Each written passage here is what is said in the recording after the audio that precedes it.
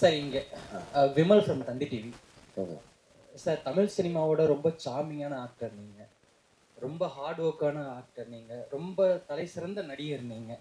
நீங்கள் வந்து தமிழ் சினிமாவில் ஒரு நல்ல படங்களை கொடுக்கணும்னு எல்லாரும் எதிர்பார்த்துட்டு இருக்காங்க. நீங்கள் ஏன் பண்ணுறதில்ல? பாலிவுட்டில் இருக்க மாதிரியான நெப்போட்டிசம் இதுக்கு காரணமா, இல்லை நல்ல கதைகள் உங்களை வந்து சேராதது காரணமா? இல்லை சார், நெப்போட்டிசம் ஸ்டேஜெலாம் நான் தாண்டிட்டேன் சார். அதெல்லாம் இப்போ இருக்கிற இப்போ இருக்கிற ஜென்ரேஷனில் ஒரு 2 படம் 3 படம் பண்ணவங்களுக்கு வேணால் மேபி இருக்கலாம். நான் ஸ்டார்ட் பண்ண டைமில் சினிமா ரொம்ப ஓப்பனாக இருந்தது. வாரிசு நடிகர்கள் வந்து நம்மளை வந்துட்டு போட்டு அழுத்துற மாதிரியான சுச்சுவேஷன்லாம் இங்கே யாருக்குமே இல்லை. அதான் இங்கே இப்போ தமிழ் சினிமாவை பொறுத்த வரைக்கும் வந்துட்டு நீ உழைச்சா உனக்கு காசு, உனக்கு திறமை இருந்தால் நீ ஏறி போயிட்டே இருக்கலாம், இவ்வளோ தான் கணக்கு. ஸோ அதுதான் வந்துட்டு நான் இருந்த டைம்லேருந்து இப்போ வரைக்குமே. ஆனால் அதுதான் பேசிக்காகவே இருக்குது. நான் இல்லை சார், சில சம்டைம்ஸ் என்ன ஆகுதுன்னா, ஒரு ஸ்டேஜுக்கு மேலே நம்மளே பிடிச்சி இழுத்து போக வேண்டியிருக்குல்ல. அப்படி இருக்கும்போது ஒரு சில நல்ல கதைகள் வருது, ஆனால் அதுக்கு வந்துட்டு சரியான தயாரிப்பாளர் அமைய மாட்டேங்குது.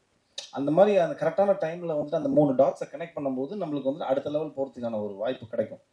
அந்த மாதிரி நடக்க மாட்டேங்குது. ஸோ எனக்கு என்ன வருதோ அதை நான் கரெக்டாக பண்ணி போயிட்டு இருக்கிறதுனால தான் வந்துட்டு நீங்கள் சொல்கிற மாதிரி இந்த கேள்விக்கு வந்துட்டு நான் பதில் சொல்ல வேண்டியிருக்கு. என்னென்னா, ஏன் நீங்கள் அடுத்த லெவல் போகலங்கிறதா உங்களோட கேள்வி. ஸோ அது காரணமே இதுதான். என்னென்னா, நம்மளுக்கு ஒரு விஷயம் இப்போ ஃபார் எக்ஸாம்பிள் எடுத்துக்கிட்டிங்கன்னா, நான் ஒரு 2 மாதம் முன்னாடி ஒரு எக்ஸ்ட்ராடனரி ஸ்கிரிப்ட் கேட்டேன். அந்த ஸ்கிரிப்டுக்கு வந்துட்டு ஒரு ப்ரொடியூசர் வந்துட்டு அந்த டைரக்டர் எடுத்துகிட்டு வந்தார். ஆனால் அந்த ப்ரொடியூசருடைய ஆப்ஷன் வேறு ஆர்டிஸ்டாக இருக்குது. புரியுதுங்களா? ஸோ இப்போ இந்த இடத்துல நான் சண்டை போட வேண்டிய விஷயம் என்னன்னு பார்த்தீங்கன்னா வந்துட்டு, அந்த கதையை நான் எனக்கு பண்ணுறதுக்கு அந்த டைரக்டரையும் அந்த கதையும் தக்க வைக்கணும். அதுக்கு நான் என்ன பண்ணணும்? ஒன்று நான் ப்ரொடியூஸ் பண்ணணும், இல்லைன்னா எனக்கு தெரிஞ்ச யாரையா ஃப்ரெண்ட்ஸை கூப்பிட்டு ப்ரொடியூஸ் பண்ண வைக்கணும். அது முடியுமா? முடியாது. அப்போ அந்த கதை எங்கே போகும்? அடுத்த ஆர்டிஸ்ட்க்கு போய் அந்த படம் பெரிய வெற்றி அடையும் போது. ஸோ இப்படியே தான் போயிட்டுருக்கு. அது ஒரு மாதிரி செயினாக போயிட்டு இருக்கிறதுனால தான் வந்துட்டு, ஸோ நம்மளுக்கு இருக்கிற விஷயத்த நம்ம அழகாக நம்மளை நம்பி வரவங்கள ரொம்ப அழகாக நம்ம வச்சு நம்ம அடுத்தடுத்த லெவல் போகிறதுக்கு முயற்சி பண்ணிகிட்டே இருக்கணும். அவ்வளோதான் சார். ஒன்றுமே பண்ணவே முடியாது. That is how it works. When you don't have a push, you have to accept the fact. அவ்வளோதான். இதுதான். இதை புஷ் பண்ணி போவோம், எங்கேயோ ஒரு டைமில் வரும். அவ்வளோதான். மற்றபடி நெப்போட்டிசம்லாம் கிடையாது சார். தமிழ் சினிமா பொறுத்த வரைக்கும்லாம் எனக்கு தெரிஞ்சு எல்லாரையும் வந்துட்டு வாழ வச்சுட்டு இருக்கு தமிழ் சினிமா. நீ வந்து திறமையோடு இருக்கியா, உழைக்கிறியா, ரெடியாக இருக்கியா, போயிட்டே இருக்கலாம் மேம். அவ்வளோதான். Thank you sir. Ma'am, hello ma'am. I'm a very big fan of you, ma'am. சின்ன வயசுலேருந்து மட்டும் சொல்லிடாதீங்க மேம். இப்போ வந்து ஹேமா கமிட்டி அப்படிங்கிற ஒரு விஷயம் வந்து கேரளாவில் ரொம்ப வைரல் ஆகிக்கிட்டு இருக்கு. அதுக்கான மேடை இது கிடையாது சார். நீங்க பேச வேண்டிய இடத்துல இருக்கீங்களா மேம்? இல்ல, பேச வேண்டியவங்க பேசணும். பெண்கள் நிறைய பேசிட்டாங்க, பேச வேண்டியது பேசணும். So this is not the time. அந்த கொஸ்டினுக்கான மேடை இது கிடையாது சார். படம் குறித்து உங்களுடைய கேள்விகள் இருக்கட்டும். பரத் சார், சார் சொல்லுங்கள் சார். இங்கேருந்து பார்க்குறப்போ நிறைய ஆடியோ ஃபங்க்ஷன் இந்த மாதிரி ப்ரெஸ் மீட்லாம் கலந்துருப்போம். ஆனால் இவ்வளோ ஹீரோயின்ஸ் மேடையில் இருக்க மாட்டாங்க. வெறும் ஆம்பளைங்களே இல்லை மீட்டிங்லாம் பார்த்துருக்கோம். இவ்வளோ ஹீரோயின்ஸ் இங்கேருந்து பார்க்குறப்ப எங்களுக்கே மகிழ்ச்சியாக இருக்குது. படத்தில் நடித்த உங்களுக்கு எப்படி இருந்தது? நடித்தது ஒரே ஒரு ஹீரோயினோடங்க. இது வந்துட்டு 4 கதை சேர்ந்த ஒரு படங்கிறதுனால 4 கதையோட மொத்த ஹீரோயினும் இங்கே இருக்காங்க. ஆனால் நான் நடித்தது அந்த ஒரே ஒரு ஹீரோயினோட தான், சினியோட தான் நடிச்சிருக்கேன் நான். ஆமாம், நான் இல்லை, இவங்களோட காம்பினேஷன் இருக்குது. அஞ்சலி அவங்களோட இருந்தது, பட் இவங்க மேடமோட இல்லை. மற்றபடி பவித்ரா லக்ஷ்மி அவங்களோட இல்லை. பட் ஆனால் இந்த கதை வந்துட்டு கொஞ்சம் விமன் எம்பவர்மெண்ட் நிறைய இருக்குது இந்த படத்தில். நிறைய விமனுக்கு நிறைய இம்பார்ட்டன்ஸ் இருக்குது இந்த படத்தில். ஸோ அந்த வரைக்கும் எனக்கு சந்தோஷம் தான். பட் நடித்தது ஒரு ஹீரோயினோட தான். அதே மாதிரி பரத் சார், உங்கள் இளமையோட ரகசியம் சொல்லுங்கள். ஏன்னா நான் வந்து 31 வருஷம் ஃபீல்டில் இருக்கேன். ஆனால் கிழவனாவே மாறிட்டேன். நீங்கள் 21 வருஷம் ஆனாலும் அப்படியே இருக்கீங்க. அது எப்படி? இல்லை சார், ரொம்ப ஹாப்பி. இங்கே சந்தோஷமாக வச்சுக்கிட்டாலே போதும் சார். நான் ரொம்ப பேராசை கிடையாது. சினிமாவில் நம்ம அடுத்த லெவல் போகணும்னு சொல்லிட்டு நிறைய யோசிக்கிறது கிடையாது. ஸோ ஆட்டோமேட்டிக்லி நீங்கள் வந்துட்டு இப்போ கண்டென்ட்டான ஒரு சொல்லுவாங்கள்ல, நம்மளுக்கு என்ன இருக்கோ அதை வச்சு நம்ம வந்துட்டு வாழ்க்கையை நடத்தினோம்னாலே ஸ்ட்ரெஸ்ஸுக்கு அதிகம் கம்மியாயிடும். ஸோ புரிஞ்சு, இப்போ நீங்கள் கூட எல்லாமே ஆகலாம். இப்போ கிழவன்லேருந்து திருப்பியும் குமரனா மாறலாம். ஸோ ஸ்ட்ரெஸ் எடுத்துக்காதீங்க. கேப்டன், உங்களுக்கு ஒரு கேள்வி. மேடையில் வந்து மேடத்துக்கு எவ்வளோ அட்வான்ஸ் கொடுத்தோன்னு சொல்லிட்டீங்க. பரத் சாருக்கும் மற்றவங்களுக்கும் எவ்வளோ கொடுத்தோன்னு சொன்னீங்கன்னா நாங்களும் ப்ரொடியூசர் ஆகும்ல. அதெல்லாம் தனியாக வாங்கலாம், பேசிக்கலாம்.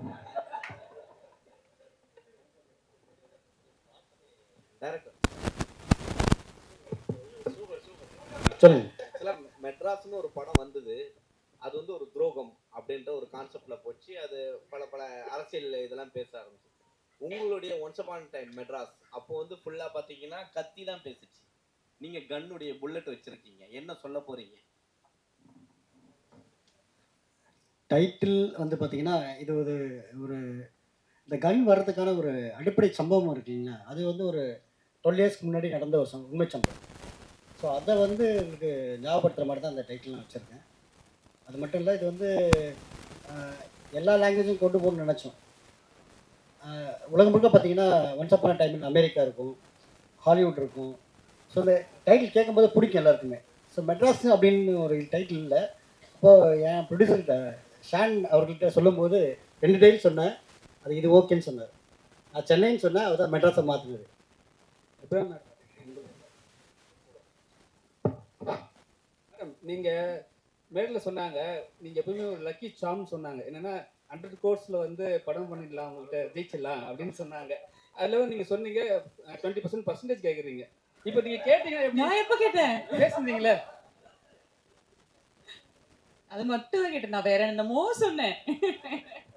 சரி சொல்லுங்க, கேள்வி சொல்லுங்க. அதான் மேடம், இப்போ நீங்கள் பர்சன்டேஜ் கேட்டால் எப்படி மேடம் அடுத்த சான்ஸ் கொடுப்பாங்க உங்களுக்கு? நான் கேட்கவே இல்லையே சார். அதான் அவங்களா அந்த பெர்ஃபார்மன்ஸ் ஒத்துழைப்பு எல்லாம் பார்த்து அவங்களா கொடுக்குறேன்னு சொன்னாங்க.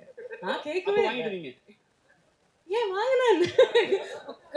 நம்மள தேடி வர லட்சுமி நம்ம எப்போ வேண்டாம்னு சொல்லக்கூடாதுங்க, அது இப்ப சொல்லவே கூடாது. சார் சொல்லுங்கள். டேரக்டர் சார், இப்போ வந்து ஒரு படத்தில் ஒரு ஹீரோயின் வச்சு பண்ணுறது பெரிய விஷயம்.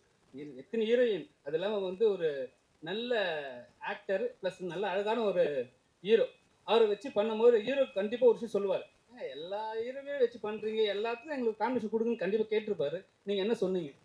நான் அந்த மாதிரி எதிர்பார்த்தேன், ஆனால் அந்த மாதிரி எந்த கேள்வியும் எழவே இல்லை. அந்த மாதிரி எந்த கேள்வியும் எழலை. எல்லாருமே சப்போர்ட் பண்ணாங்க. முக்கியமாக பரத் சாரும் ரொம்ப அதை பற்றி கேட்க கதை என்ன சொல்லுதோ அதை மட்டும் பண்ணுங்கன்னு சொன்னார். ஹீரோக்காக எதுவும் பண்ண வேணும்னு சொன்னார். இது பேசிக்கலி ஒரே படத்துல 4-5 ஹீரோயின்ஸ் நடிக்கிற படம் இல்லை. இது பக்கத்து வீட்டு கதை, அந்த வீட்டு கதை, அந்த வீட்டு கதைன்னு சொல்லிட்டு 4 வீட்டு கதையோடையும் சேர்ந்து கடைசியில் வந்துட்டு வரும். ஸோ எங்கள் வீட்டுக்கு ஒரு பொண்டாட்டி தானே இருக்க முடியும், அவ்வளோதான். அதோட அம்மிக்கிட்ட உட்காரணும். அடுத்த வீட்டுக்கு வேற ஒரு கதை இருக்கும். ஸோ இப்போ நீங்கள் குழப்பிக்கிட்டீங்க. பரத் சார் ஒரு ஹீரோ இருக்காரு, 4 ஹீரோயின் இருக்காங்களே, எனக்கு எதாவது காம்பினேஷன் தெரியலையாங்கிற கணக்கே வராது. ஏன்னா இது 4 வாழ்வியல் சம்மந்தப்பட்ட ஒரு படம். புரிஞ்சிருச்சிங்களா? 4 பேரோட கதை அது மொத்தமாக வந்துட்டு ஒரு பிஸ்டலில் merge ஆகும். அபிராம் மேடம், தமிழ் சினிமாவில் இப்போ பேசும்போது பார்த்தீங்கன்னா ஈக்குவாலிட்டி பற்றி சொன்னாங்க. தமிழ் சினிமாவில் பெண்களுக்கு ஈக்குவாலிட்டி கொடுக்குறாங்களா? இந்த மேடை அதுக்கான ஒரு மேடையா? அது எந்த எந்த ஈக்குவாலிட்டிங்கிறது ரொம்ப பெரிய ஒரு வார்த்தை. அது எந்த வகையில சொல்றீங்க?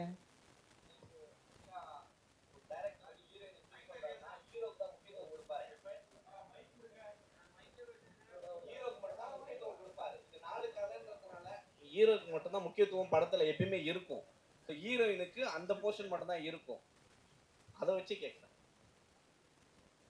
எனக்கு ஐ டோன்ட் நோ, இது இந்த இந்த கேள்வி இந்த ஒரு மேடையில் எப்படி பதில் சொல்றதுன்னு தெரியல. இந்த படத்துல பாத்தீங்கன்னா எல்லா கேரக்டருக்குமே அதுக்கான ஸ்பேஸ் இருக்கு. அது ஆண் பெண்ங்கிற வித்தியாசமே கிடையாது. ஒரு டிரான்ஸ்ஜெண்டர் உமன் கூட நடிச்சிருக்காங்க, அவங்களுக்கான ஸ்பேஸ் கூட இந்த படத்துல இருக்கு. ஸோ இந்த படத்தை பொறுத்த வரைக்கும் எல்லா கேரக்டருக்குமான ஈக்குவாலிட்டி கண்டிப்பா இருக்கு. தமிழ் சினிமா ஒட்டுமொத்தமா பேசக்கூடிய மேடை இது கிடையாது. அது நம்ம தனியா ஒரு காஃபி குடிச்சு நம்ம பேசலாம். Fine, thank you. பரத் சார், ஒரு குடும்பம் ஒரு வீடு தான் அப்படின்னு சொன்னீங்க. ஆனால் பக்கத்து வீட்டு மேலேயும் பார்வை விழும் இல்லையா? மாற்றான் தோட்டத்துக்கு தானே மல்லிகை மனம் அதிகம். பார்க்கறதோடு நிறுத்திக்கிட்டீங்கன்னா உங்களுக்கும் நல்லது, பக்கத்து வீட்டுக்கும் நல்லது. பார்க்கறதுல தப்பும் கிடையாது. ஃபைன். ஸோ 4 விதமான